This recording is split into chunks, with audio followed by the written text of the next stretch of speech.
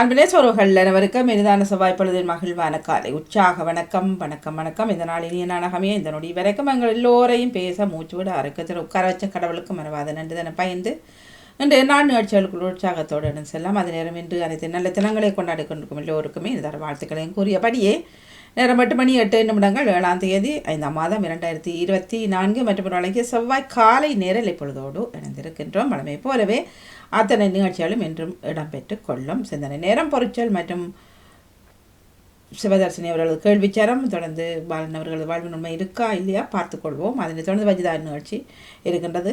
அத்துடன் இன்றைய காலை நேர நிகழ்ச்சி இருக்கிற மாலை நேர நிகழ்ச்சி வழமை போலவே 4:15 ஆரம்பித்துக் கொள்ளும். இப்பொழுது ஆரம்பமாகின்றது சிந்தனை நேரம். ஆரம்பித்து வைப்பதற்கு பாலன் வேலுப்பிள்ளை அவர்கள் வணக்கம் வாருங்கள். இனிமையான காலை வணக்கம். நமது அன்பு சகோதரி திருமதி கலைவாணி மோகன் நலமாக உற்சாகமா இருக்கீங்களா? நல்ல உற்சாகம். நீங்கள் எப்படியோ, உங்கள் குடும்பம் எப்படியோ? நாங்களும் குடும்பத்தில் உள்ள நலமாக உற்சாகமா இருக்குன்னு சொல்லி நன்றி.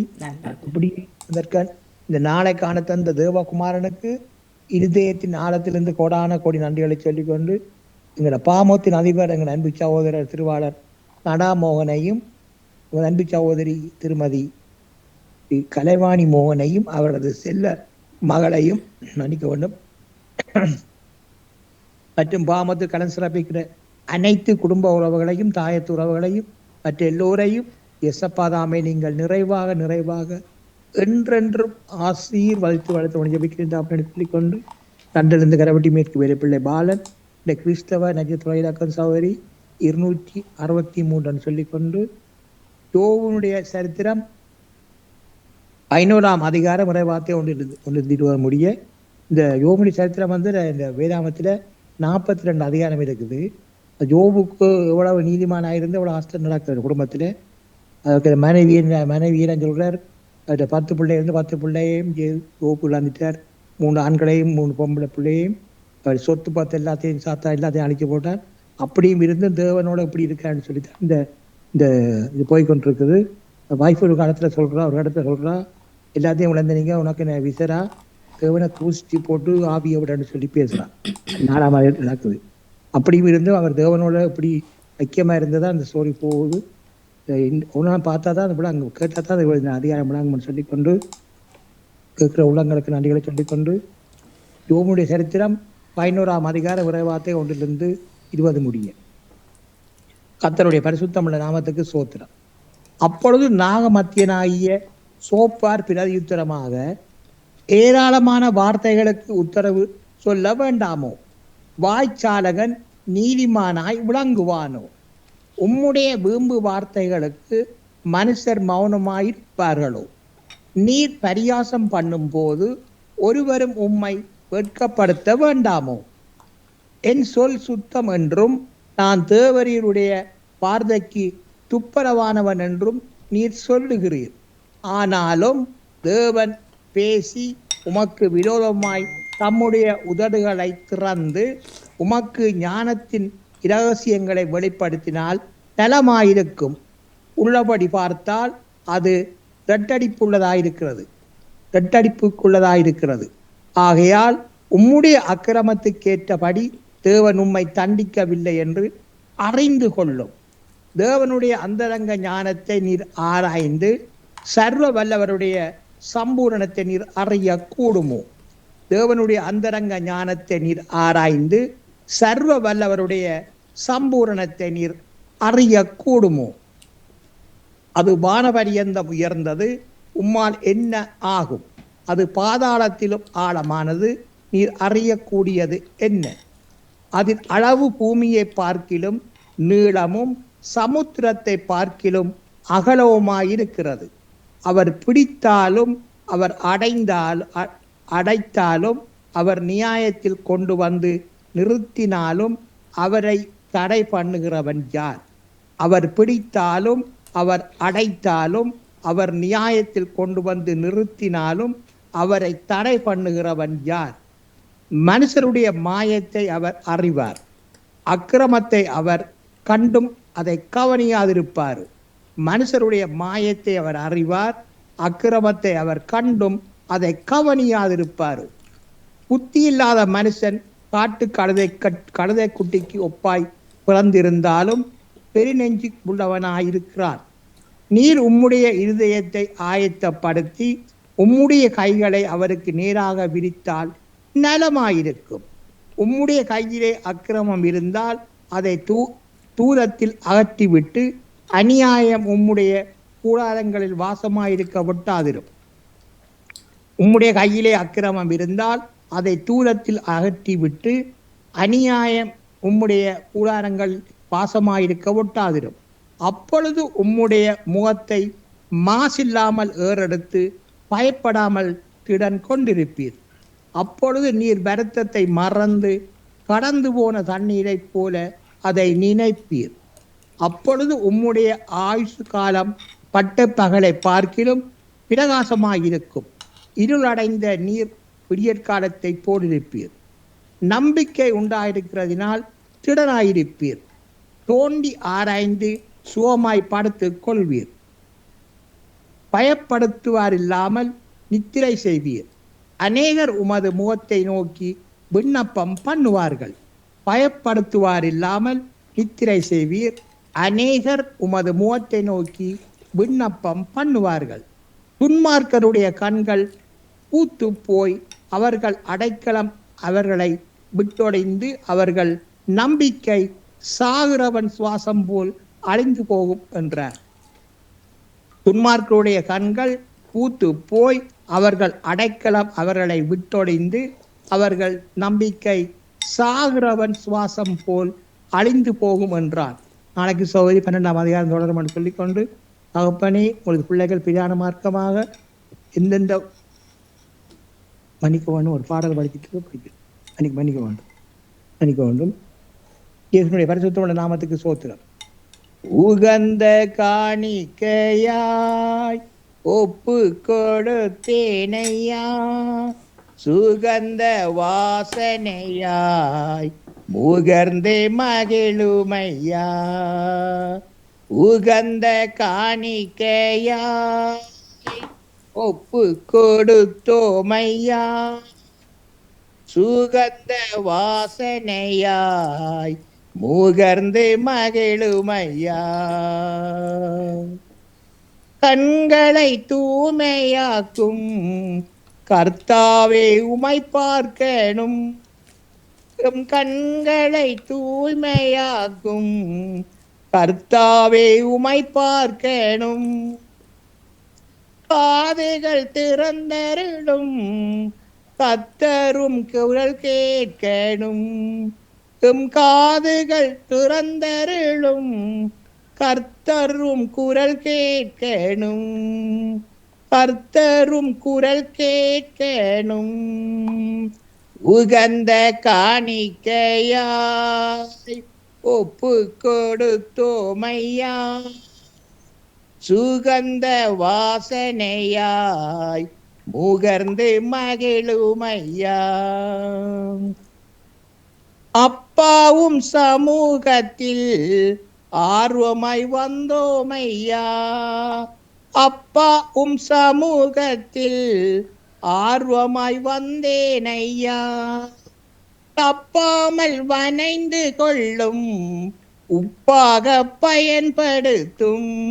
எம்மை தப்பாமல் வனைந்து கொள்ளும் இனம் உப்பாக பயன்படுத்தும். இனம் உப்பாக பயன்படுத்தும்.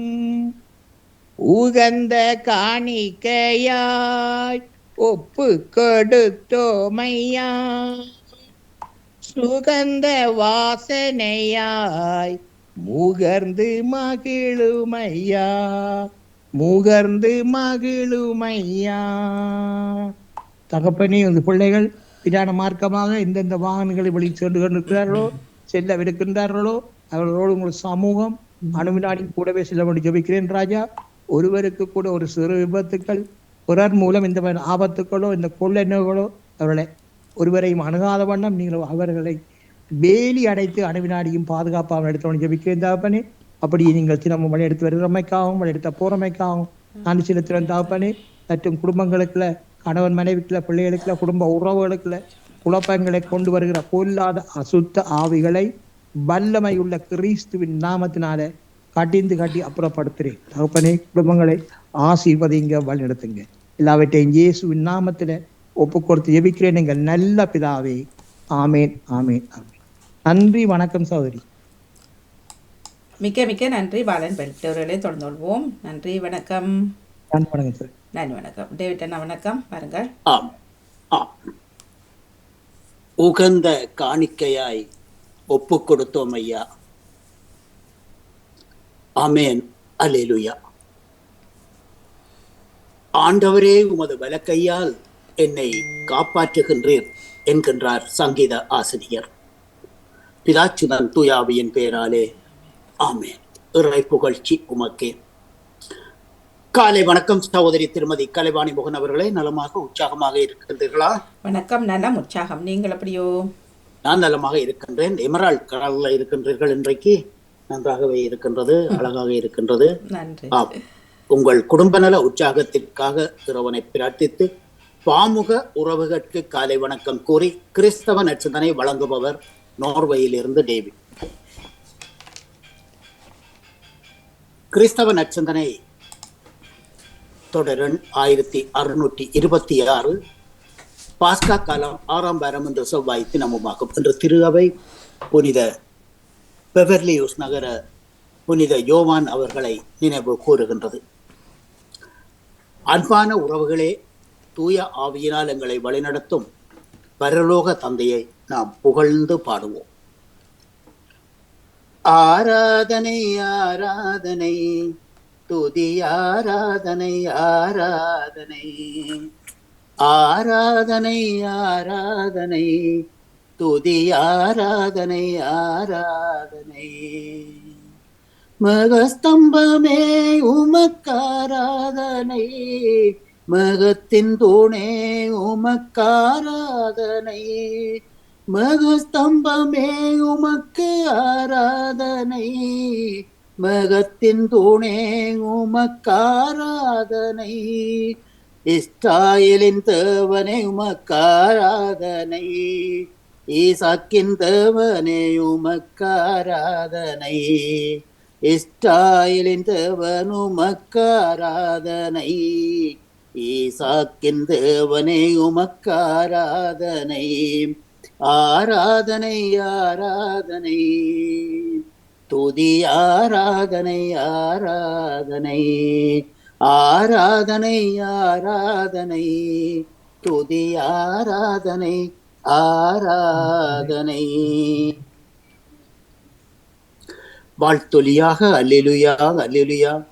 துணையாளரை உங்களிடம் அனுப்புவேன். உண்மையை வெளிப்படுத்தும் தூய ஆவியார் வரும்போது அவர் முழு உண்மையை நோக்கி உங்களை வழி நடத்துவார் என்கின்றார் ஆண்டவர். அல்லேலூயா அல்லேலூயா அல்லேலூயா. துணையாளரை உங்களிடம் அனுப்புவேன். உண்மையை வெளிப்படுத்தும் தூய ஆவியார் வரும்போது அவர் முழு உண்மையை நோக்கி உங்களை வழி நடத்துவார் என்கின்றார் ஆண்டவர். அல்லேலூயா. இன்றைய நற்செய்தியாக அக்காலத்தில், அதாவது இன்றைய நற்செய்தி புனித யோவான் எழுதிய நற்செய்தியில் இருந்து வாசகம், அதிகாரம் 16, இறை வார்த்தைகள் 5 11 வரை. அக்காலத்தில் இயேசு தம் சீடரை நோக்கி கூறியது, இப்போது என்னை அனுப்பியவரிடம் நான் போகின்றேன். ஆனால் உங்களுள் எவரும் நீர் எங்கு போகின்றீர் என்று என்னிடம் கேட்காமலேயே நான் சொன்னவற்றை குறித்து துயரத்தில் மூழ்கியுள்ளீர்கள். நான் உங்களிடம் சொல்வது உண்மையே. நான் போவதால் நீங்கள் பயனடைவீர்கள். நான் போகாவிட்டால் துணையாளர் உங்களிடம் வரமாட்டார். நான் போனால் அவரை உங்களிடம் அனுப்புவேன். அவர் வந்து பாவம், நீதி, தீர்ப்பு ஆகியவற்றை பற்றி உலகினர் கொண்டுள்ள கருத்துகள் தவறானவை என எடுத்து காட்டுவார். பாவம் பற்றிய அவர்கள் கருத்து தவறானது, ஏனெனில் என்னிடம் அவர்கள் நம்பிக்கை கொள்ளவில்லை. நீதி பற்றிய அவர்கள் கருத்து தவறானது, ஏனெனில் நான் தந்தையிடம் செல்லுகின்றேன். நீங்களும் இனி என்னை காண மாட்டீர்கள். தீர்ப்பு பற்றிய அவர்கள் கருத்து தவறானது, ஏனெனில் இவ்வுலகின் தலைவன் தண்டனை பெற்றுவிட்டான் என்றார். இது கிறிஸ்து வழங்கும் வாழ்வு தரும் நற்செய்தி. கிறிஸ்துவே உமக்கு புகழ். இன்றைய நச்சிந்தனையாக. அன்பான உறவுகளே, தூய ஆவியாலே அச்சிக்கப்பெற்று திருத்தாயாரின் உதரத்திலே கருத்தாங்கி இறை மகனாக இந்த உலகத்துக்கு வெளிப்படுத்தப்பட்டவர், அனுப்பப்பட்டவர் நமது ஆண்டவராகிய இயேசு. ஆகவே மரணத்தின் பின்பு, உத்தானத்தின் பின்பு இத்தனை பாடுகளையும் அனுபவித்து மரணத்தை ஏற்றுக்கொண்டு உத்தானத்தை அடைந்தவர் மறுபடியும் தந்தையிடம் செல்கின்றேன் என்கின்றார். தந்தையிடம் சென்று நான் தூய ஆவியானவரை அனுப்புவேன் என்று சொல்லி இன்றைய நற்செய்தியிலே குறிப்பிடுகின்றார். அந்த தூய ஆவியானவர் உங்களுக்கு காட்டும் நடத்தையானது பாவம், நீதி, தீர்ப்பு என்பவற்றை உங்களுக்கு உணர்த்துவார் என்று சொல்லி எது தவறானது என்பதையும் உங்களுக்கு அவர் அறிவுறுத்துவார் என்பதையும் இன்றைய நற்செய்தியிலே இயேசு கூறுகின்றார். திருத்தூதர்களை விட்டு பிரிவது ஒருபுறம் கவலையாக இருந்தாலும் தந்தையின் சித்தத்தை நிறைவேற்ற வேண்டியது அவரின் விருப்பமுமாக இருந்தது. இந்நாட்களில் தூய ஆவியானவரின் பல்வேறு செயற்பாடுகள் பற்றி நமக்கு வெளிப்படுத்துகின்றார் இயேசு நற்செய்தியிலே. இன்றைய நற்செய்தியில் பாவம், நீதி, தீர்ப்பு பற்றிய உலகினரின் பார்வை தவறானது என்பதை சுட்டிக்காட்டுகின்றார். தூய ஆவியானவர் என்று கூறுகின்றார். பொருளற்ற சட்டத்தையும் பாரம்பரியத்தையும் மீறுவது பாவம் என்று கூறினார் அவர் சமகாலத்தவர். மக்களின் துயர் துடைக்காமல் கண்மூடி வாழ்வதும் கடவுளின் பெயரால் அக்கடமையை தட்டி கலப்பதுமே பாவம் என்று இடித்துரைப்பவர் தூய ஆவியானவர். தங்கள் சட்டப்படி இயேசு சாக வேண்டும் என்று தீர்ப்பு வழங்கிய அந்த சமுதாயம் உண்மைக்கும் நீதிக்கும் எதிரிகள் என்று தீர்ப்பை தட்டி சொல்பவர் தூய ஆவியானவர். கடவுளையும் மதத்தையும் தங்கள் சுகபோகத்திற்கும் உயர் பதவிகளுக்கும் ஏன் ஆடம்பரத்திற்கும் தங்களுடைய சொல்ல முடியாத அந்த மேன்மை மிக்க அந்த வாழ்வுக்கும் பயன்படுத்தும் உலகத் தலைமைகள் உண்மையின் தீர்ப்புக்கு ஆளாகி அழிவர் என்பதை தூய ஆவியானவர் அவர்கள் கன்னத்தில் அறைவது போல் விளக்குகின்றார். அன்பான உறவுகளை இந்த நேரத்திலே சுட்டிக்காட்ட வேண்டிய ஒரு விடயம், உக்ரைன் சண்டை தொடங்கின காலத்தில் இருந்து நான் இந்த நேட்டோ அமைப்பினருடன் எதிர்ப்பு அவர்களுக்காக நான் ஜெபிப்பது வழக்கம். அதாவது கன்னிமரியாளின் மகனான பூட்டினுக்கும் அன்றொரு காலம் அவர்கள் கம்யூனிசம் என்றதை பரப்பி இந்த நேட்டோ அமைப்பினர் உலகத்திலே மக்களை திசை திருப்பி ரஷ்யா எங்களுக்கு உலக சமுதாயத்துக்கு ஒரு எதிரானவன், கம்யூனிச கொள்கை உள்ளவன், கம்யூனிச கொள்கை ஒரு உலகத்திற்கு தவறானது, அவர்கள் தவறாக வழிநடத்துவார்கள் என்று கூறி இந்த கம்யூனிச சிந்தனையிலே வந்த கம்யூனிச சிந்தனைகளை எடுத்து சொன்ன இயேசுவையை கூட இவர்கள் மறுதளித்துத்தான் வந்தார்கள். ஆகவே இன்று எந்த நாடு கம்யூனிசம் என்று சொன்னதோ அந்த நாடு இன்று நீதியிலும் நியாயத்திலும் இன்று நடத்துகின்றது. அதாவது இறை தாயார் கன்னிமரியாளின் வழிநடத்தலிலே இன்றைய பூட்டின் தன்னுடைய அரசை நடத்தி செல்லுகின்றார், தன்னுடைய மக்களை நடத்தி செல்லுகின்றார், தன்னுடைய கருவூலத்தை நடத்தி செல்லுகின்றார். ஆகவே இந்த நாளிலே இந்த நேட்டோ அமைப்பு என்பது இந்த நாளிலே இயேசு சொன்ன இந்த கடுமையான வார்த்தைகள், அதாவது கடவுளையும் மதத்தையும் தங்கள் சுகபோகத்திற்கும் உயர் பதவிகளுக்கும் பயன்படுத்தும் உலக தலைமைகள் உண்மையின் தீர்ப்புக்கு ஆளாகி அழிவர் என்பதை தூய ஆவியானவர் அவர்கள் கன்னத்தில் அறைந்தது போல் விளக்குவார் என்று சொல்லி ஒரு இறையியலாளர் கூறுகின்றார். ஆம், அன்பான உறவுகளை, இந்த நேட்டோ அமைப்பு என்பது இந்த உலகத்தை சுரண்டி இந்த ஏழை எளிய மக்களின், அதாவது வறிய மக்களின், தொழிலாளர்களின் நலன்களை சுரண்டி அவர்களுடைய ரத்தத்திலே என்று ஏகபோக சுகம் அமைத்துக் கொண்டு போபவர்கள் தான் இந்த நேட்டோ அமைப்பினர். ஆகவே தங்களுக்கு தடையாக இருக்கக்கூடிய அன்னத்தையும் அவர்கள் தடுத்து விடுவார்கள், எடுத்து விடுவார்கள் என்பதுதான் இங்கே நாம் சிந்திக்க வேண்டிய விடயம். இதுதான் இன்று பலஸ்தீன மண்ணிலும் நடந்து கொண்டிருக்கின்றது. தங்களுடைய சுரண்டலுக்கு யாரெல்லாம் எதிர்ப்பாக இருக்கிறார்களோ அவர்களை அழித்து விடுவது இவர்களுடைய வளமை. ஆகவே நம் கிறிஸ்தவ வாழ்வு உலகம் சார்ந்திராமல் தூய ஆவியானவரால் வழிநடத்தப்பட நாம் ஆயத்தமாக இருக்கின்றோமா என்ற கேள்வியை இன்று நற்செய்தி நம்மை கேட்கின்றது. நம் வீட்டில் நீண்ட நாட்களாக நோயிற்று படுக்கையில் இருக்கும் ஒருவர் நலமடைந்தால் இவ்வளவு மகிழ்ச்சியும் உள்ளழும். ஆனால் பகைமையும் வெறுப்பும் புடை சூழுகின்ற இடத்தில் இப்படி ஒரு நிகழ்வு நடந்தால் மகிழ்ச்சிக்கு பதிலாக இகழ்ச்சியும் வளர்ச்சியையும் கண்டு பகைமை உணர்ச்சியையும் தான் துளை. நல்ல செய்ய தங்களை தூண்டிய நற்செய்திக்காக பவுல் சீலா இருவரும் எதிர்ப்புகளை சந்தித்தார்கள். எதிர்ப்புகள் இதுவே. தீய ஆவிக்கு எதிரான தீய சக்திக்கு ஆளான ஒரு பெண் குறி சொல்லி ஏராளமான வருவாய் ஈட்டினார்.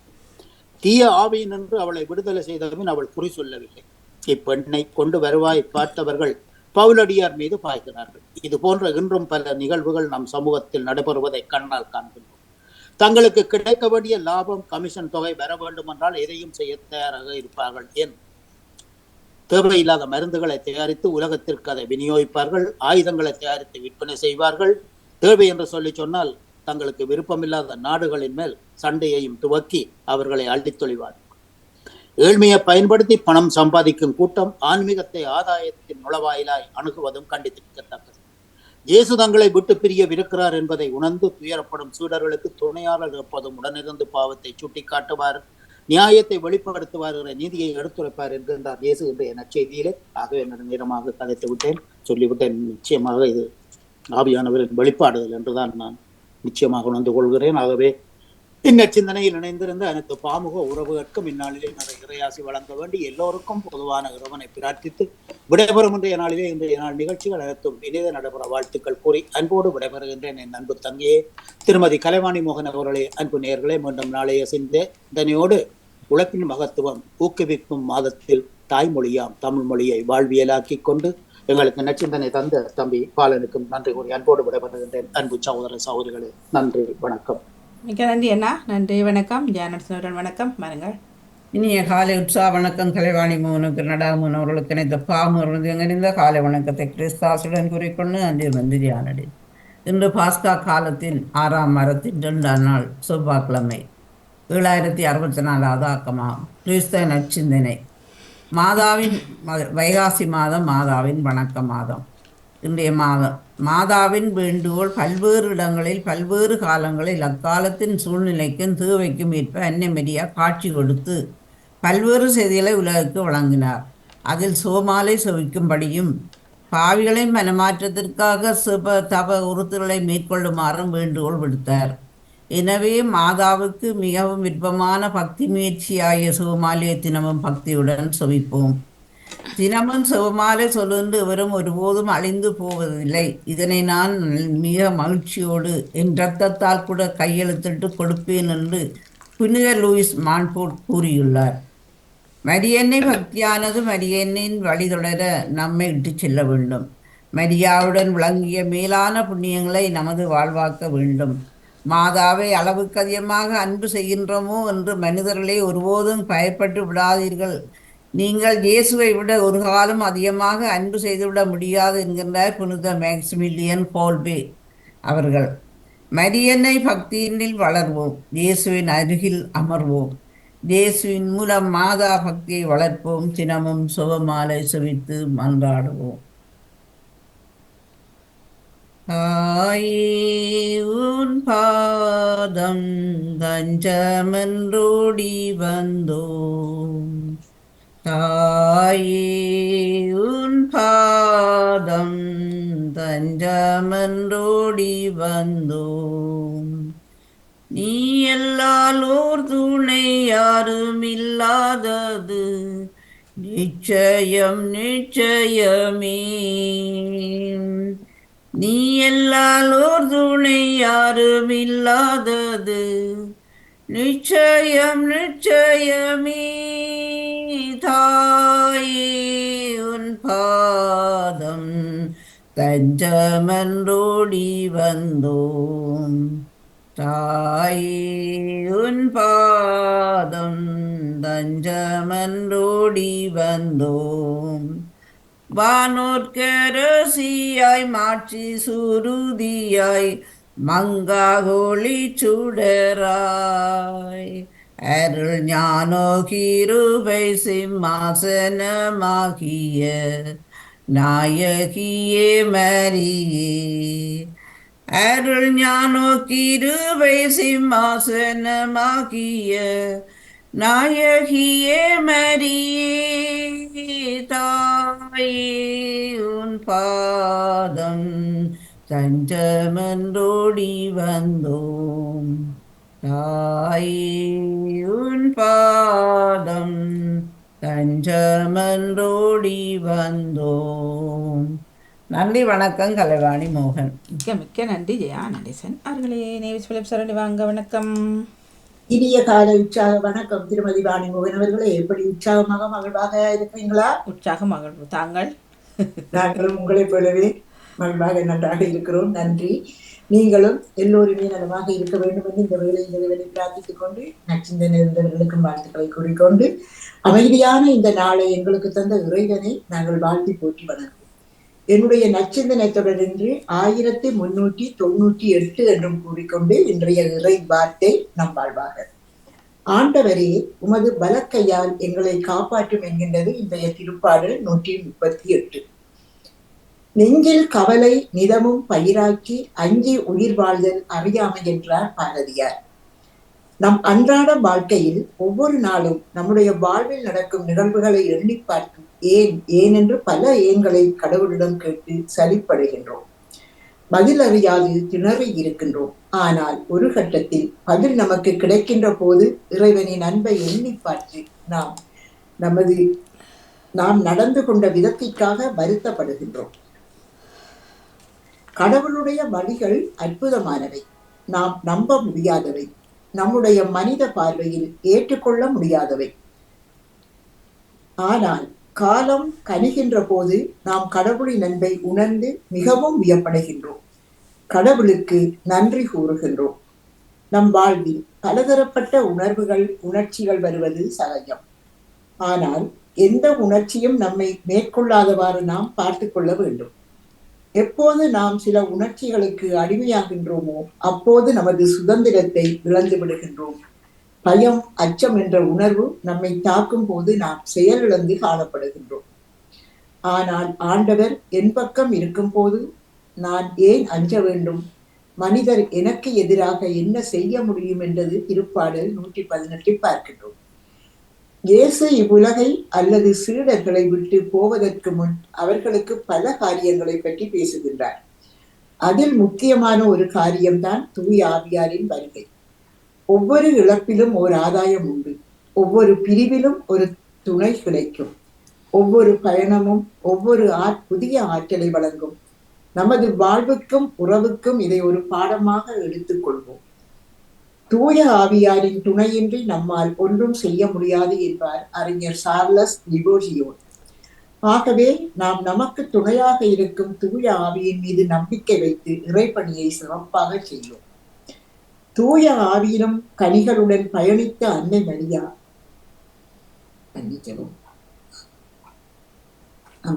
தூய ஆவியின் கனிகளோடு பயணித்த அன்னை மரியா மகிழ்ச்சியோடு வாழ்ந்தார். இது தேவ அன்னையின் வணக்க மாதம்.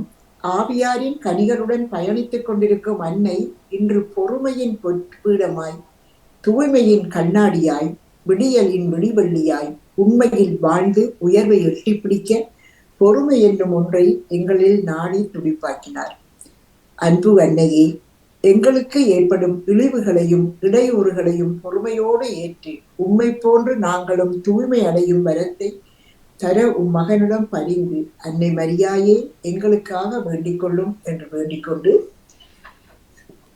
இனியாளும் மேரி மாதா துணை நீ மேரி மாதா என்றும் துணை நீ மேரி மாதா என்னை ஆளும் மேரி மாதா துணை நீ மேரி மாதா என்றும் துணை நீ மேரி மாதா. பரிசுத்த ஆவியாரே பரபுத்திரனீன்றதாயே பரிசுத்த ஆவியாரே பரபுத்திரனீன்றதாயே பிரவேசுநாதர் அருளாய் புவியோரும் புனிதமடைந்தார் என்னை ஆளும் மேரி மாதா துணை நீயே மேரி மாதா என்றும் துணை நீ மேரி மாதா. நெறி மாறி வந்ததாலே நகைப்பானதே வாழ்வே. நெறி மாறி வந்ததாலே நகைப்பானதே வாழ்வே. கணவேனும் சாதி இல்லையே அனுதினமும் ஜோதியாலே என்னை யாழும் மேரி மாதா. துணை நீயே மேரி மாதா என்றும் துணை நீரே மேரி மாதா என்று வேண்டிக் கொண்டு திருமதி வாணிபவன், உங்களுக்கும் இந்த அதிகாலை பொழுதினிலே இந்த வேண்டல் சிந்தனையில் எழுந்திருக்கின்ற எல்லோருக்கும் இந்த நாள் இனிய நாளாக மலர்ந்து எல்லோரும் எல்லா நலன்களும் பெற்று அமைதியாகவும் மகிழ்வாகவும் வாழ வேண்டும். நீங்கள் எடுத்துக் கொள்கின்ற எல்லா முயற்சிகளும் சிறந்து செழித்து மேம்பட்டு ஓங்கி வளர வேண்டும் என்று வேண்டிக் கொண்டு நாங்கள் தூய ஆவியானவர் வழங்கும் உங்களுடைய அந்த கொடைகளை நாங்களும் பெற்று எங்களுடைய வாழ்வில் நடக்கிற எல்லா தீமைகளையும் விலக்கி நாங்கள் அன்போடும் அருளோடும் வாழ அந்த ஆவியார் எங்களுக்கு எப்போதுமே வழிநடத்தி எங்களை பார்த்து பாதுகாத்து வழிநடத்த வாழ்ந்த நம்பிக்கையோடு எல்லோரும் இறைவோம் இறைவனோடு என்று வேண்டிக்கொண்டு உங்களுடைய நண்பர்களே வருகிறேன் திருமதி அவர்களே. நன்றி, வணக்கம். மிக்க மிக்க நன்றி, வணக்கம். சொந்தம் நன்றி, வணக்கம். தாமரக்கா, வணக்கம். வணக்கம் பாணி. வாருங்கள். எனது சிந்தனை இன்று காலை நேற்றது நாம் சிலரிடம் கோபம் கொண்டுள்ளோம். நாம் என்று சொல்லுவார் நான். ஆனால் இப்போ இணைக்கும் போது ஆண்டவன் எந்தெந்த நிமிஷம் தர வேணுமோ அதைத்தானே தந்தார். அதை நான் மன்னித்திருக்கலாமே என்ற சிந்தனை வந்ததுவான். எல்லாமே இறைவன் தான் ஒவ்வொரு நிமிடத்தையும் எங்களுக்கு தருகிறார் என்றால் அதிகம் இறைவனாலே தானே தரப்பட்டது என்றதை இன்றைக்கு யோசிக்கிறேன். ஆனால் அது எங்களுக்கு மன்னிப்பு கொடுக்க மனம் வருவதில்லை. அது ஏனென்று இறைவனிடம் தான் கேட்க வேண்டும். அது என்று எனக்கு சிந்தனையாக வந்தது வாணி. அந்த கோபத்தை என்னென்று சொல்ற அதை நிப்பாட்ட இல்லாத அளவுக்கு அதிகம் இறைவன் தானே தருகிறார் என்று. ஆகவே எங்களுக்கு ஒவ்வொரு நிமிடத்தையும் தருவது இறைவன் தான் என்று கூறி விடப்படுகிறேன். நன்றி, வணக்கம். நன்றி, நன்றி, வணக்கம் அக்கா. நன்றி விஜிதா அவர்கள். வணக்கம். வணக்கம் வாணி, நலமாக இருக்கிறீர்களா? உற்சாகம். நீங்கள்?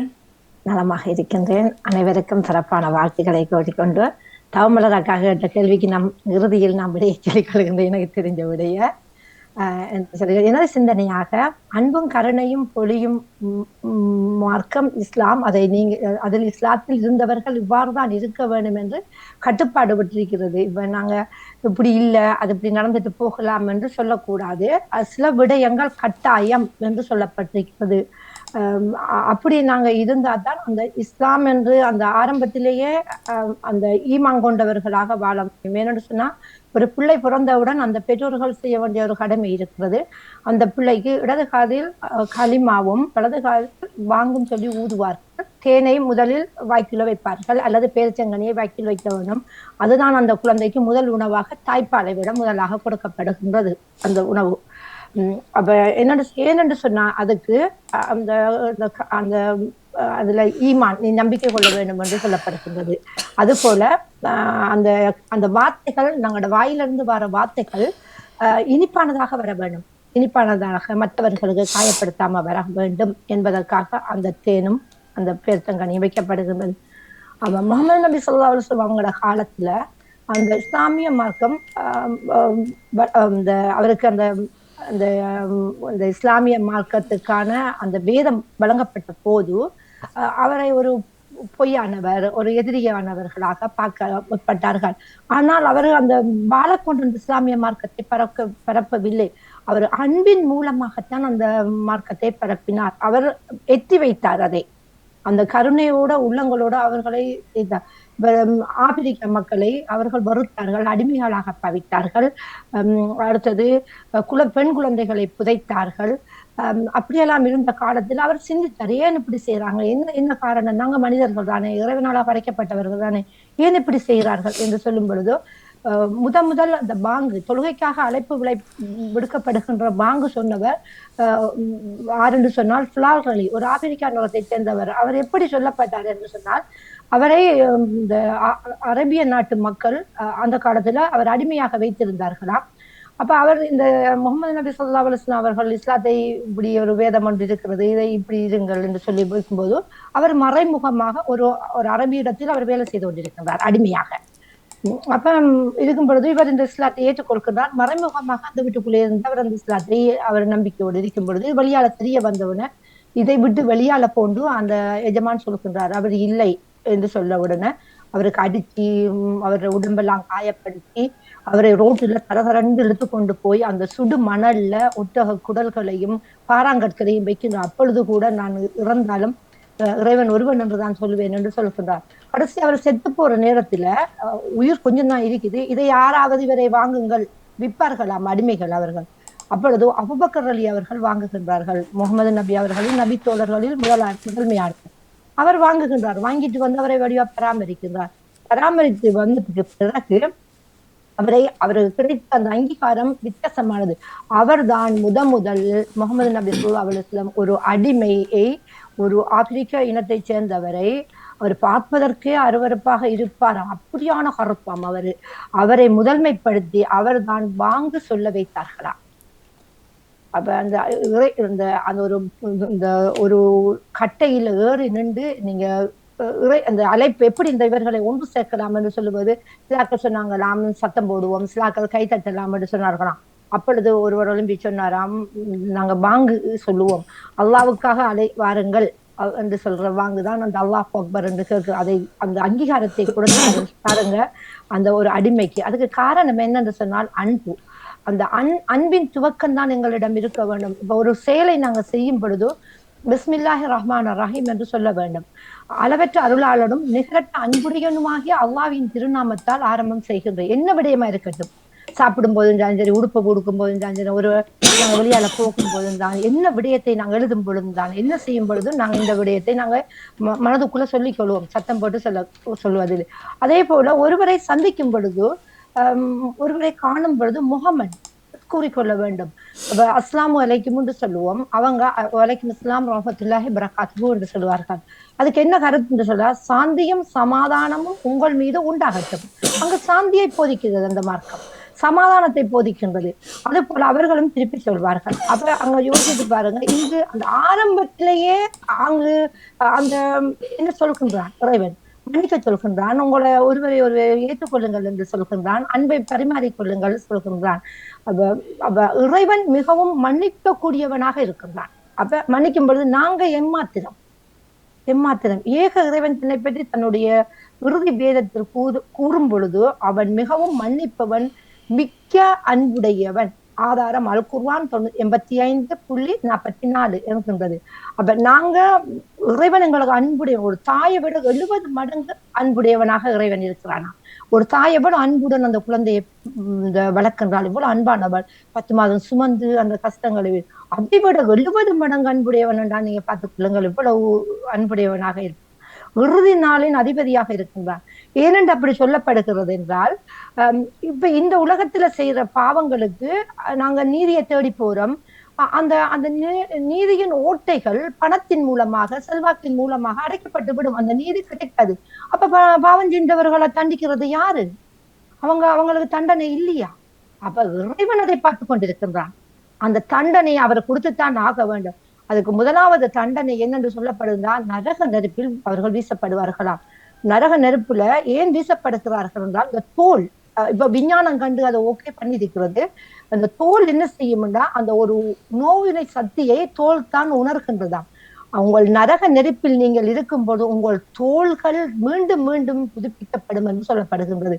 அந்த தோள்கள் ஒரு நெருப்பு காயம் பட்டா அந்த தோல் செத்து போனா அதுக்கு மேல சூடு நோகாதாம். அதுக்காக அந்த திருப்பி அந்த தோள்கள் நம்மளுக்கு உருவாக்கப்படுமா, அதை அவர்கள் உணர்வதற்காக. அவ்வளவு வேதனையாக இருக்குமா அந்த நரகத்தின் வேதனை. அப்ப நாங்க அன்பை முதலில் யாரிடம் காட்ட வேண்டும் என்று சொல்லப்படுகிறது. அன்பு இறைவனுடைய அனைத்து படைப்புகளுக்கு அன்பு காட்ட வேண்டும் என்று சொல்லப்படுது. இறைவனுடைய எல்லா படைப்பும், அது 5 அறிவாக இருக்கட்டும், 6 அறிவாக இருக்கட்டும், வாய் பேச முடியாத உயிரினங்களாக எல்லோரிடமும் அன்பு காட்ட வேண்டும். மனிதர் அதிலையும் முக்கியப்படுத்தப்படுகிறது. மனிதர்கள் மீது கருணை காட்டாதவனுக்கு அல்லாஹ் கருணை காட்ட மாட்டான். பூமியில உள்ள மனிதனை நீ நேசிக்காதவரை வானில் உள்ள நான் உன்னை நேசிக்க மாட்டேன் என்று அடித்து சொல்லப்படுகிறது அல் குர்ஆன். அப்ப நாங்க இங்கு அதை கவனித்துக் கொள்ள வேண்டும். வாய் பேச முடியாத உயிரினங்களுக்கு தீங்கு காட்டாதீர்கள் என்று சொல்லப்படுகிறது. ஒரு நாள் நபிகள் நாயகம் ஸல்லல்லாஹு அலைஹி வஸல்லம் அவர்கள் பாலைவனத்தில் இருக்கும் போது ஒருவர் ஒட்டகத்தின் மீது சுமக்க முடியாத சுமையை சுமந்து கொண்டு வந்தாராம். அந்த ஒட்டகம் நடக்க முடியாமல் அந்த பாலைவனம் மண்ணில காலை புதைச்சு கொண்டே வருகிறான். இதை பார்த்தவுடன் அவர் என்ன சொல்கின்றார், அவர் மேல ஏறிக்கொண்டுதான் இருந்து வாராராம். சுமைகளையும் சுமத்தி அவர் ஏறிக்கொண்டு உடனே அவர் சொன்னாரா, நீ இறங்கி கீழே நடந்து போ, இந்த ஒட்டகத்தின் சுமைகளை குறை.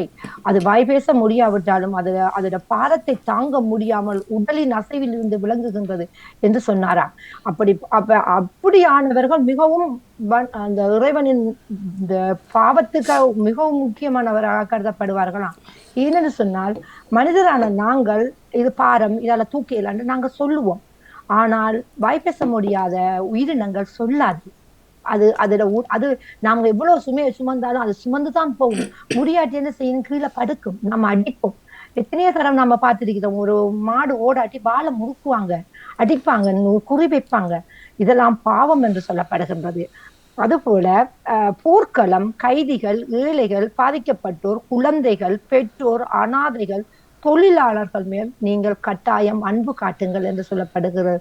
ஒரு தொழிலாளி வேலை செய்யும் போது அவன் வியர்வை வற்ற முதல் அவன் கூலியை கொடுத்து விடு என்று நபிகள் நாயகம் ஸல்லல்லாஹு அலைஹி வஸல்லம் அவர்கள் சொல்லுகின்றார்கள். என்னென்று சொன்னால் அவன்கிட்ட நாங்க வேலை செய்யறோம்னு சொன்னா அந்த இவ்வளவுதான் தருவோம் நாங்க பேசுறோம். அவர் ஒத்துக்காவிட்டால் அந்த காசை நாங்க கட்டாயம் கொடுக்க வேண்டும். வாங்கி வேலையை வாங்கி ஒரு 5 ரூபாய் விட மோசமாக வேலையை வாங்கிட்டு 10 ரூபாய் கொடுத்துட்டு அனுப்புவது பாவம் என்று சொல்லப்படுவது. இந்த உலகத்துக்கு எமக்கும் இருக்கலாம், ஆனால் இறைவன் ஒருவன் பார்த்து கொண்டு அதை உங்கள் அசீரலுடைய நேரத்தில் அது எழுதப்படும். அது உங்களுக்கு கேள்வி கணக்காக உங்களுக்கு அது தரப்படும் என்று சொல்லப்படுது. அடுத்தது கோபம் கொள்ளாதீர்கள். ஒருவருக்கு ஒருவர் அன்பு காட்டிக் கொள்ளுங்க. உங்களுக்கு கோபம் ஏற்படுகிறது. ஏன் அந்த கோபம் ஏற்படுகிறது? அது சைத்தானின் ஒரு தூண்டுதல், ஒரு உணர்வு. அது கோபம் என்பது ஒரு உணர்வு. அந்த சைத்தான் எங்களுடைய இதத்தை ஒவ்வொரு நாடிகளிலேயும் ஓடிக்கொண்டிருக்கிறான் இதத்தம். அப்ப அந்த கோபம் வரும்போது நீங்க என்ன செய்ய வேண்டும் என்று நபிகள் நாயகம் ஸல்லல்லாஹு அலைஹி வஸல்லம் அவர்கள் எங்களுக்கு கற்றுத் தந்திருக்கிறார். உங்களுக்கு கோபம் நின்று கொண்டிருக்கும் போது உங்களுக்கு கோபம் வந்தால் நீங்க உட்கார்ந்து கொள்ளுங்கள். உட்கார்ந்து கொண்டிருக்கும் போது உங்களுக்கு கோபம் வந்தால் படுத்துக் கொள்ளுங்கள். அதையும் இல்லாவிட்டால் நீங்கள் ஒரு கப் தண்ணீரை அருந்திக் கொள்ளுங்கள் என்று சொல்கின்றார். ஏனென்று சொன்னால் சைத்தான் நெருப்பினால் படைக்கப்பட்டவன், மனிதன் களிமண்ணினால் படைக்கப்பட்டவன். அந்த நெருப்பு எதையும் அணைக்கக்கூடிய சக்தி உள்ளது. அப்ப சைத்தாண்ட தூண்டுதல்தான் எங்களுக்கு கோபம் வருது. அப்ப நீங்க தண்ணியை குடித்தா அது அணைந்து விடும் என்று சொல்லுகின்றார்கள். அப்படி விட்டால் அந்த இடத்தை விட்டு நீங்கள் வெளியாகி கொள்ளுங்கள். அந்த இடத்தை விட்டு தள்ளி போய்விடுங்கள். உங்களுக்கு கோபம் ஏற்படும் பொழுது ஒரு 10 நிமிஷத்தால நீங்க வீட்டுக்குள்ள வரலாம், இல்ல அவரோட பேசலாம். சொல்ல கோபம் ஏற்பட்ட பிறகு மீண்டும் நீங்கள் சலாம் சொல்லிக் கொள்ளுங்கள். சலாத்தை சொல்லி நீங்கள் பேசிக்கொள்ளுங்கள். ஒரு இஸ்லாமியன் 3 நாள் ஒருவருடன் பேசாமல் இருந்தால் அவன் இஸ்லாமிய கோட்பாட்டிலிருந்து வெளியாகுகின்றான் என்று சொல்லப்படுகின்றது. நாங்க பேச முற்படுவோம், ஆனா அவரும் பேசாவிட்டால் அந்த பாவம் அவருக்கு என்று சொல்லப்படுவது. ஒருவருக்கு அடுத்தது என்னோட சொல்லப்படுது என்னன்னு சொன்னா, ஒருவர் ஒரு கருத்தை சொல்கின்றார். அந்த கருத்தோட நீங்க முரண்பட்டு சண்டை பிடிக்காதீர்கள். அங்கு அது கோபத்தை உண்டாக்கு, அவங்களோட அன்பை அது இல்லாமாக்கும் என்று சொல்லப்படுகிறது. உங்களுக்கு அந்த கருத்து பிழையாக இருக்குதுன்றா அன்பான முறையில் அதை தெளிவுபடுத்துங்கள். இது பிழை என்று அன்பான முறையில் சுட்டி காட்டுங்கள். அதுக்காக நீங்க சண்டை பிடிக்க இல்லை, இப்படித்தான் இருக்கும் நீ சொல்வது பிள்ளை என்று சொல்லும் போது அங்கு பிரச்சனையை தான் உருவாக்கும். அங்க அன்பு வெளியால போயிடும். அப்ப நாங்க ஒரு கெட்ட பேரை ஒரு நிமிடத்துல பெற்றுக்கொள்ளலாம். ஆனால் இந்த ஒரு நல்ல பேரை சம்பாதிப்பதற்கு நீண்ட காலம் நாங்க உழைக்க வேணும். அதை நாங்க அது இறைவன் ரஹ்மத், அது நட்போட அருட்பொடி. அது எங்களிடம் இருக்கிறது. நாங்க கனிவான முறையில நடந்து கொள்ள வேண்டும். ஒரு ஒரு தடவை நபியான அவர்கள் தொழுது கொண்டிருக்கும் போது ஒருவர் வந்து என்ன செய்தாராம், அவருக்கு மேல ஒட்டகத்தை நிறைய நபி தோழர்கள் எல்லாம் காயப்பட்டிருக்கிறார்கள். மூசா நபி அப்படி காயப்பட்டிருக்கிறார், மூசா நபியை நெருப்புல வீசியிருக்கிறாங்க, இப்ராஹிம் நபியை விட்டு சொல்லி ஒரு கனவு வந்தது. அப்ப அது மாதிரி முகமது நபிக்கு நிறைய சோதனைகளால இறைவனால் கொடுக்கப்பட்டாராம். அப்ப அந்த நேரத்தில எல்லாம் அவர் பொறுமையோடு இருந்திருக்கிறார், அவர் சைத்து கொண்டிருக்கிறார். அது மாதிரி தொழுது கொண்டிருக்கும் பொழுது ஒட்டகத்திட குடல்கள், அப்பதான் அறுத்த குடல்கள் எவ்வளவு பாரமா இருக்கு, இதை கொண்டு அந்த புடதியில கொண்டு போட்டாதான் அவரால் நிமிர முடியாதான். அவரோட மகள் பாத்திமா நாயகி அவங்க வந்து அழுகுறாங்களாம், சின்ன பிள்ளையாம், அவ எடுக்க முடியாதாம், அவைக்கு அதை தூக்கி எடுக்க முடியா, எடுக்கிறாக்களுக்கு தண்டனண்டு அந்த ஆள் சொல்லிட்டாராம். அப்ப அவ அழுகுறா நின்றுட்டு. அவ திருப்பி மகள் தான் ஒன்று அழுத்தழுத்து அவரை துப்புரவு செய்தது பிறகு ஆத்திரப்பட்டார்களாம் அவரோட இணைந்திருந்த தோழர்கள். அப்பொழுது அவர் சொன்னாராம், இறைவனுக்காக மன்னித்து விடுவோம் அவரை என்று சொன்னார்களாம். அப்ப எவ்வளவு பெருந்தன்மை, எவ்வளவு பெருந்தன்மை, அது எல்லோருக்கும் எப்படி வரும்? அதைத்தான் இந்த இஸ்லாமிய மார்க்கம் போதிக்கின்றது. நாங்கள் எப்படி இருந்தாலும் வாழ்ந்து கொண்டு போவதில்லை, மறுமையில் எங்களுக்கு கேள்வி கணக்கு இருக்கு. அது ஈமான். கேட்கலாம் உங்களுக்கு கூட, நீங்க இறைவனை கண்டீங்களா? உங்களுக்கு எப்படி? நான் ஒன்று கேட்கிறேன், உங்களோட உயிரை நீங்க கண்டீங்களா? நாங்க உயிர் இருக்கிறபடியா தானே நடமாறுகிறோம். அது எங்க இருக்கு, எப்படி இருக்கு, எந்த வழியால போகுது தெரியுமா? அது வழியால போறதும் தெரியாது, இருக்கிறதும் தெரியாது. வழியால போனா தூக்கில செத்து போய்க்கும் சபம் எங்களோட பேரே சொல்ல மாட்டாங்க. அது மாதிரி தான் இறை சக்தி உலகத்தில் இயங்கிக் கொண்டிருக்கிறது. அது பல வழிகளிலேயும் பேர்களாலும் அது இருக்கும். ஆனால் ஒரு இறை சக்தி இயங்குகிறது. அவங்கவங்க வணங்குகிற மார்க்கத்தில் நம்பிக்கை கொண்டு நாங்க அந்த கடுமையான அந்த பஞ்சமா பாதங்கள்ல இருந்து நேர்வழியில் நடப்போம் என்று கூறிக்கொண்டு விடைபெறுகின்றேன் வாணி. அந்த இந்த அக்கா கேட்ட கேள்விக்கும் இதுதான் பதில். கோபம், இந்த மன்னிப்பு என்பது அந்த இறைவன் தான் சொல்லுகின்றான். அந்த ரெண்டும் என்னன்னு சொன்னா, அந்த விதி இப்படித்தான் நடக்கும் எழுதப்பட்டிருக்கு. உங்களுக்கு எங்களுக்கு கோபம் வரும், நாங்க மன்னிக்க மாட்டோம் என்று சொல்றோம். அப்ப நாங்க அதை மன்னிச்சுட்டு போனோம்னா நாங்க கெட்டவர் இல்லை. அது நடந்தாலும் அந்த கோபத்தை உண்டாக்குவது சைத்தான். அது இந்த நம்பிக்கை மற்ற மார்க்கத்துல சொல்லப்படாவிட்டாலும் இஸ்லாமிய மார்க்கத்தில் சொல்லப்படுகிறது, கோபம் என்பது சைத்தானின் தூண்டுதல். அந்த சைத்தான் எங்களை தூண்டி கொண்டு இருக்கும் கெட்ட வழிகள்ல.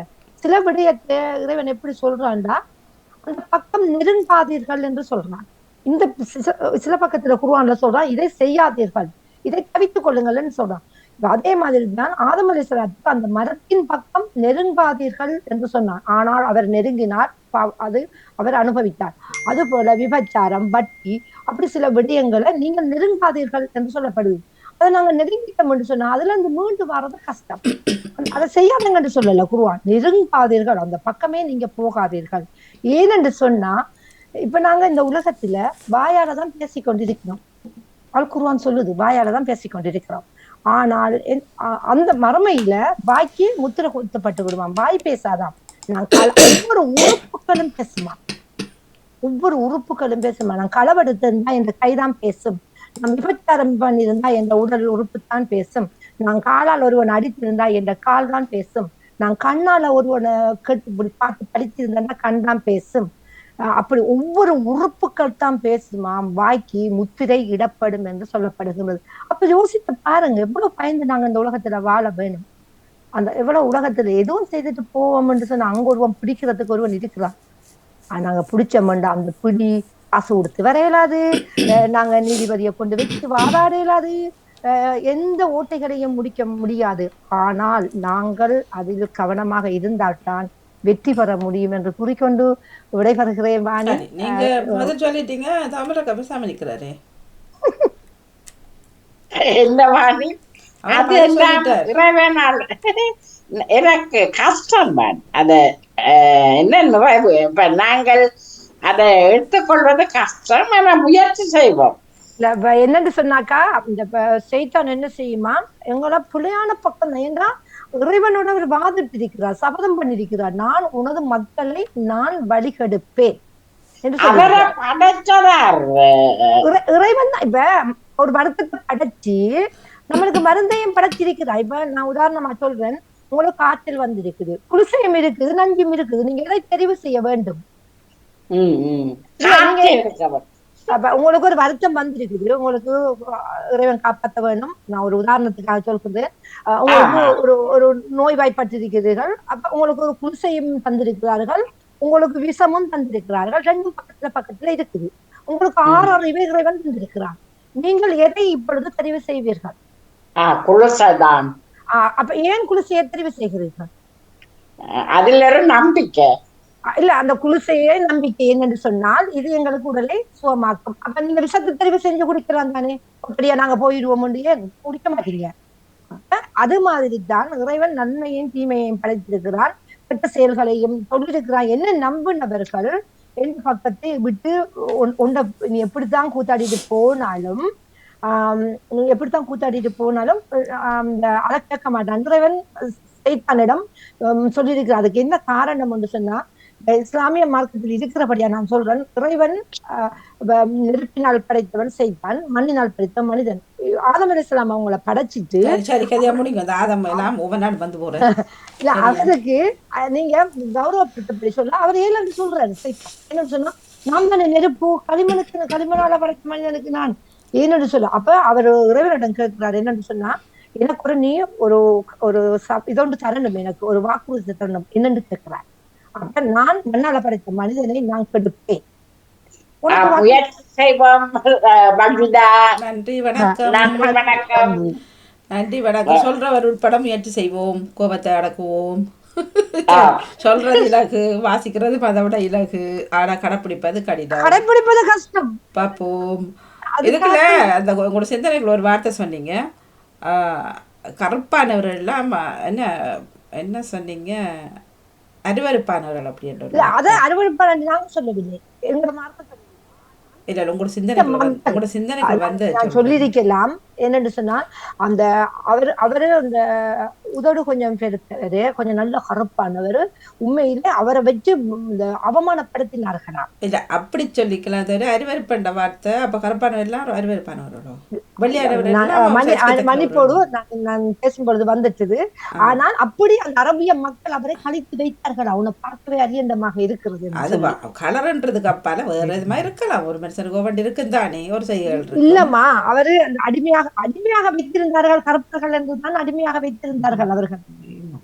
இவங்க அப்படி வைத்திருந்தார்கள். ஆனால் எங்கட சமயத்துல தொடும் பொழுது கூட தோளோட தோல் நின்றுதான் வணங்க வேண்டும். ஏன்னு சொன்னா அங்கு சாதி மதம் தொழில் வாய்ப்பு எந்த எதுவுமே இல்லை.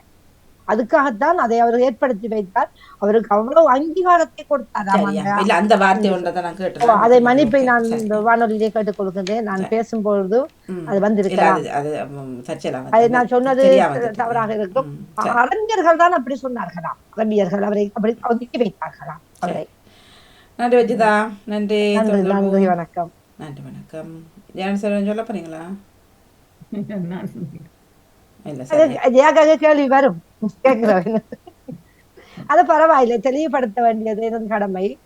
இல்ல, நான் அந்த கருப்பாக்கள் நான் அசிங்கப்படுத்த வேண்டாம்ல, அது நான் எனக்கு ஒரு கேள்வி எழுந்தது. அப்படி சொல்லக்கூடாது. என்ன எல்லாத்தையும் மனம்தான் நல்லதா இருக்கணும், கருப்போ அது இல்லக்கா, அது உள்ள நல்லா இருக்கணும். என்னதான் உண்மையா பேச வேண்டும், உண்மை நல்லா இருக்கணும். மற்றவங்க அதுதான் கருப்போ சிவப்பு பச்சைன்றதுக்கு இல்ல, சிவப்பு தேவையில்லை. வெளியுலகத்தை வெளியே கண்டு மனம் வந்து வெள்ளையா இருக்கணும். மனம் மட்டும் இல்ல வாணி, தொழில் வாய்ப்பு, தொழில வைத்து அடிப்படையாக வைத்திருப்பார்கள். அந்த தொழில் இந்த தொழில் என்று உரத்தை வைத்து வைத்திருப்பார்கள். அதை எல்லாத்தையும் இல்லாமாக்குனவர் உண்மையை சொல்ல போனா ஒரு தலைவர் என்ற நாள் முகமது நபி ஸல்லல்லாஹு அலைஹி வஸல்லம் அவர்கள் தான். அவர் சொன்ன அந்த அதுல பாருங்க, அவரோட சேர்ந்ததான் ஈசா நபியா இருக்கலாம், தாவூது நபியா இருக்கலாம், அவங்களோட வந்த அந்த நபி தோழர்கள் தான் அதை அவர்கள் இல்லாமாக்குனார்கள். எங்களோட மார்க்கத்துல தலைமுடி வெற்றவனையும் கல்யாணம் முடிக்கலாம், மர்மறவனையும் கல்யாணம் முடிக்கலாம். அவன் இஸ்லாமியனாக இருந்தா சரி, இல்லாட்டி எங்களோட மார்க்கத்துக்குள்ள வரணும். அது மட்டும்தான் எங்களோட கட்டுப்பாடு. தொழும் பொழுதுதான், சாப்பிடும் போதே அந்த தட்டுல சாப்பிட அலுவலப்படுறீங்க, நீங்க கேக்குறீங்க. ஏன் ஒத்துமை எங்க இருந்தவங்க அவனோட வந்து நாங்க தின்பம் தானே ஒன்றா இருந்து. அப்ப அது இல்லை எங்களுக்கு. உயர்ந்தவன் தாழ்ந்தவன் என்று இல்ல. தொழுகைக்கு யாரு முன்னுக்கு வராங்க அவங்கதான் பள்ளிவாசல்ல நிக்கணும். ஒரு ஜனாதிபதி வாராரு, பின்னுக்கு தான் நிக்கணும். ஒரு லேட்டா வந்தான், ஒரு கூலி தொழிலாளி செய்யற ஒரு முன்னுக்கு வந்தாண்டா அவர் முன்னுக்கு தான் நிக்கணும். அவர் வந்துட்டாரு விடத்த விடு கொண்டுட்டு போகல. அதுதான் சட்டம். பள்ளிவாசல்ல நீங்க எப்ப போனாங்க, வெள்ளிக்கிழமையில ஓடி போவாங்க என்ன இடம் பிடிப்பதற்கு. கடைசியில எம்பி வந்தாலும் பின்னுக்கு தான் நிக்கணும். எம்பிக்கு அந்த இடத்தை பேரை போட்டு எழுதி ஒரு மேசையை வைக்கிறதில்ல. மாணவங்களுக்கு முதலிடம் கொடுக்கத்தில் இருக்குது, தோளோடு தோளம் என்று செய்யத்தில் இருக்குது. அப்படித்தான் இருக்கு. உங்கள்ட்ட இருக்கிறத நீ கொடுக்காட்டி மறுமையில சுமந்து கொண்டு வருவாய் என்று சொல்லப்பட்டிருக்கிறது. இனம், மதம், சாதி, தொழில் வாய்ப்பு ஒன்றுமே இல்லை. சரியா? ஒரு ஒரு கூட நன்றி நன்றி நன்றி. 22 நிமிஷமாச்சு இன்னைக்கு துவங்கி சிந்தனை. நன்றி வணக்கம். நன்றி நன்றி வணக்கம். நன்றி வணக்கம். நிறைய குறைந்தது சிந்தனை நேரம். நன்றி வணக்கம்.